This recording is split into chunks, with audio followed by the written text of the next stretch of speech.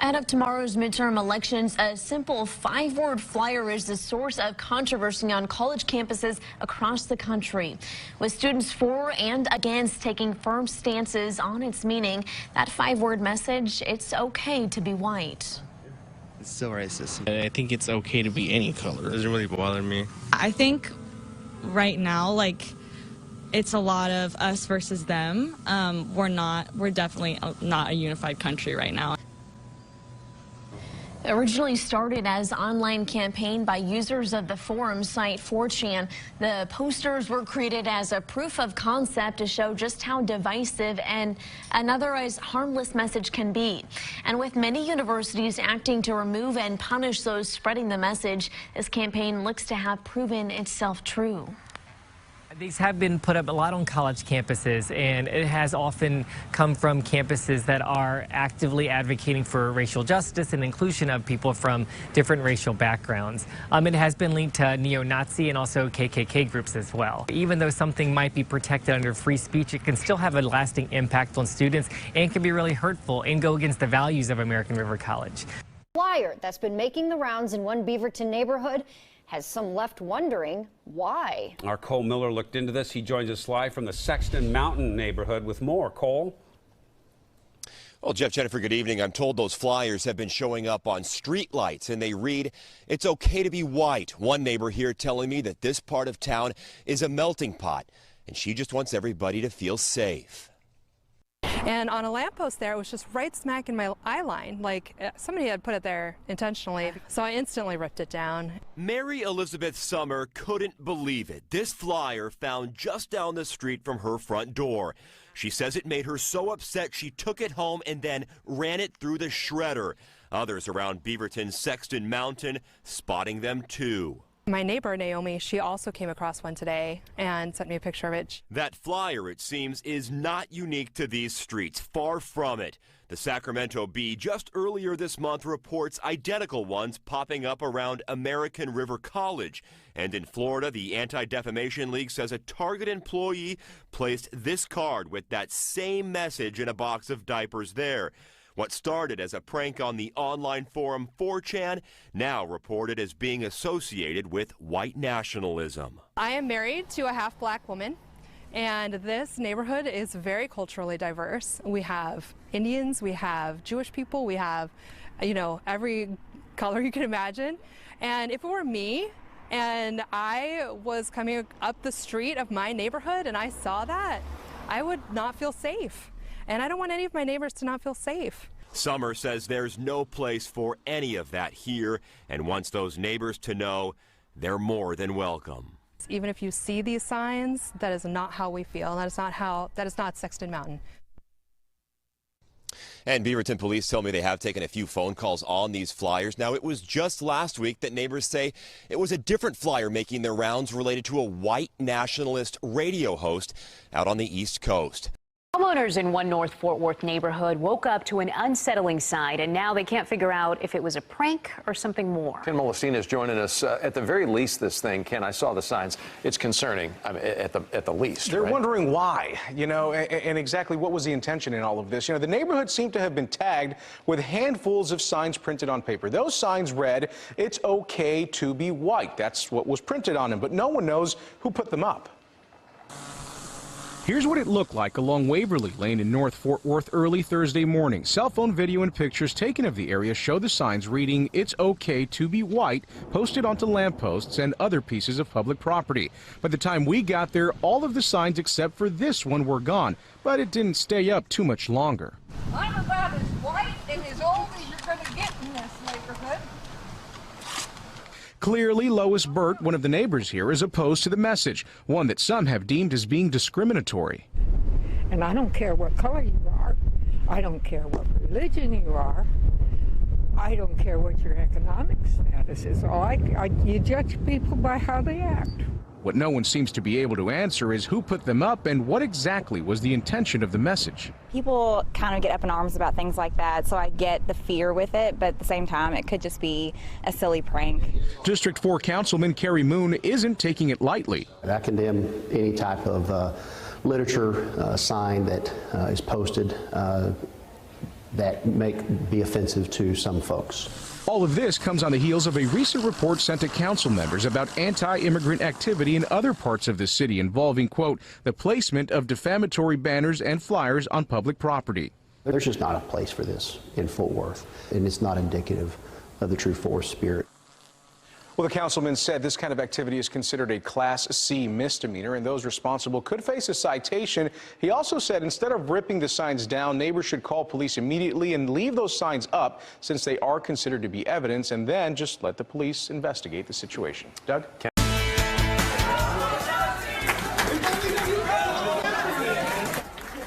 Breaking news at UConn tonight. Chaos on campus. Outrage spilling out of control during a controversial speech there tonight. A conservative commentator named Lucian Wintrich giving that speech titled, "It's Okay to Be White."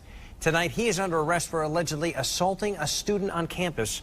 We're glad you're with us, everybody. I'm Darren Kramer. And I'm Ann Craig. News 8's Mario Boone and Bob Wilson are live on UConn's campus tonight. And we start with Mario. Mario, what happened there? And this wild, chaotic scene can only be described in one word, and that is a melee. Now let me show you the aftermath. This busted out window here, one of several windows at Schenker Hall, busted out during this chaotic scene. Now let me get you to the video because you have to see it to believe it. Lucian Wintrich, that conservative commentator, giving a speech tonight entitled, "It's Okay to Be White." In the middle of that speech, all you know what broke loose. A student ran up to the podium, snatched a copy of the script. The next thing you know, Lucian Wintrich runs behind her and appears to put her in a chokehold.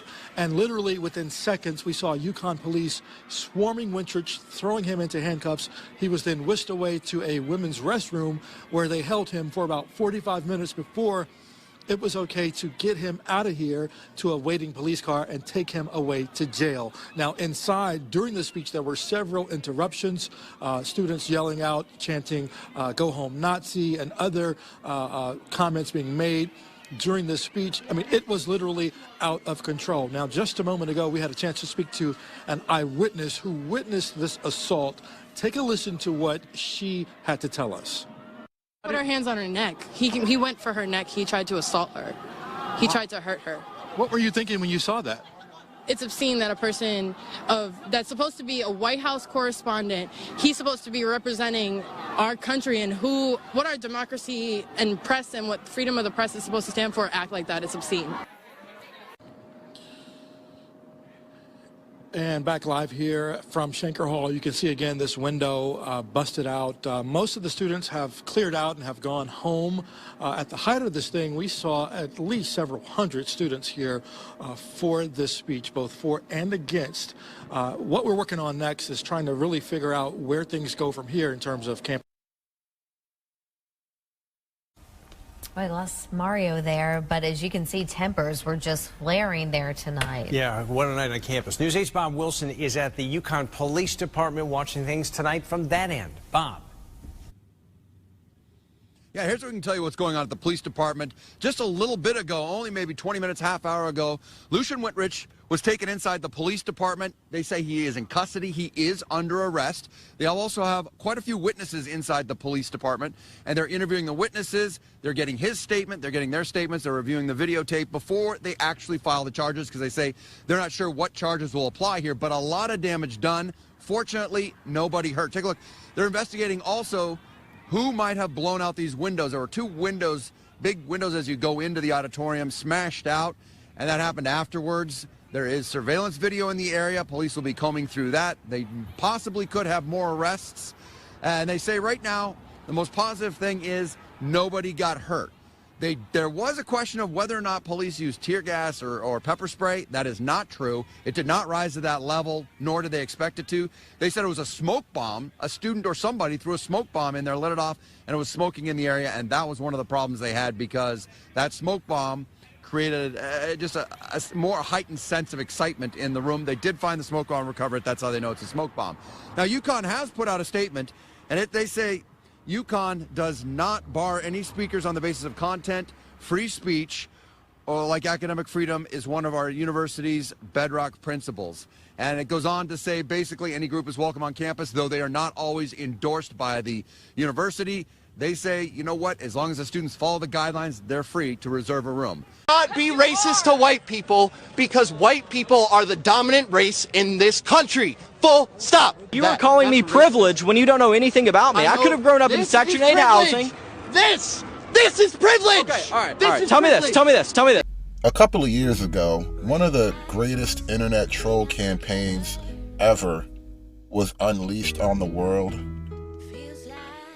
And the results were amazing and 100% predictable. That's what made the campaign so effective. It was called the It's Okay to Be White campaign.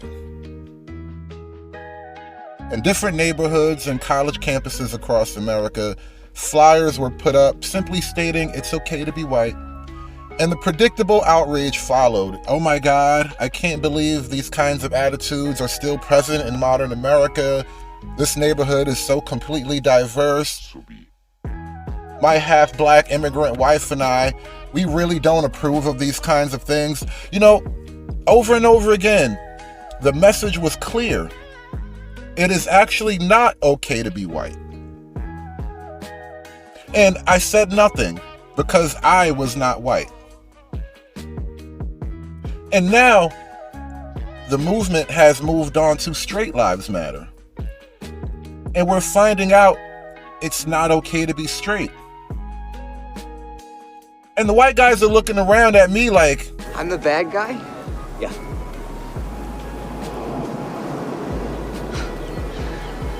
How'd that happen? Tonight, 7 News Detroit reporter Christiana Ford is raising the voices of business owners and the city's leader. You can see remnants of the stickers posted here in a popular downtown alleyway. It's language and messaging that's not being tolerated by the community. You can see like bands or, different brands. The alleyway downtown Mount Clemens is a popular spot for stickers, but not this kind. And I came this way and there was a big sticker right here. Marcel Johnson first noticing these black and white stickers with QR codes promoting White Lives Matter and straight pride on Wednesday and then again Friday morning. But I think it was just a high traffic area that they wanted to target. So he tore them all down, hoping that would be the end of it. But as he was talking to us, we found even more. Yeah, me and the police just walked through here. There's no way somebody came back and did that. It makes me more angry than anything. I'll take a Butterfinger. Marcel and his wife Taylor opened up shop here downtown Mount Clemens because of the inclusive and diverse community and says this won't be tolerated. Everyone knows we're not intimidated. We won't be. Things like that will always be taken down here. And local businesses are sending the same message. We're very disappointed. We're a close-knit community for being a big community. And we think everybody matters. We don't stand for it. This is an all-inclusive community. It always has been and it always will be. And everyone is welcome, but keep those thoughts to yourself. We're not going back. We're going forward. We're going to take as many people as we can with us. So are city leaders like Mayor Laura Kropp. I was shocked first, and then extremely, obviously defensive of my community, because I know that is certainly not the values of our community. As the home of Macomb County Pride, they are taking the harassment seriously. With no cameras in the alley, they're considering making a change. As some of us come up, we're taught to, ignore these kind of things, and it's to be expected. I never thought it'd be at my front door, though. The Macomb County Sheriff's Office tells me they are investigating and tell me they will be stepping up patrols in this area, especially on the midnight shift. In downtown Mount Clemens, Christiana Ford. A few years ago, an article from The Root was released titled, "Straight Black Men Are the White People of Black People." It was then I began to realize that the racial hostility that's typically aimed at straight white men does not, in fact, end at straight white men. And if straight black men are the white people of black people, is this not an attempt to tell me that even in the world of blackness, it's not okay to be straight? When I started to think about that, I started to question many other traditional truisms of blackness, such as something like white privilege. The left is always going to accuse you of, well, you're playing the victim card if you point out just some factual aspects of our world, like if you're a straight white male trying to get into a selective college, you are completely penalized. That's just fact. That's not playing the victim. You know, the reality in our world today is black privilege, not white privilege. There's not a single mainstream institution, whether in academia or in the business world, that is not tying itself into knots to try and hire and promote as many remotely qualified blacks as it can. All right, so we are trying to be reasonable. We are trying to be reasonable. We are trying to be reasonable. We are reasonable. We are trying. We're gonna give you. We're gonna let you on the mic. We are gonna give you the mic. Let us speak. We will after Senator Sanders. After Senator Sanders. After Senator Sanders.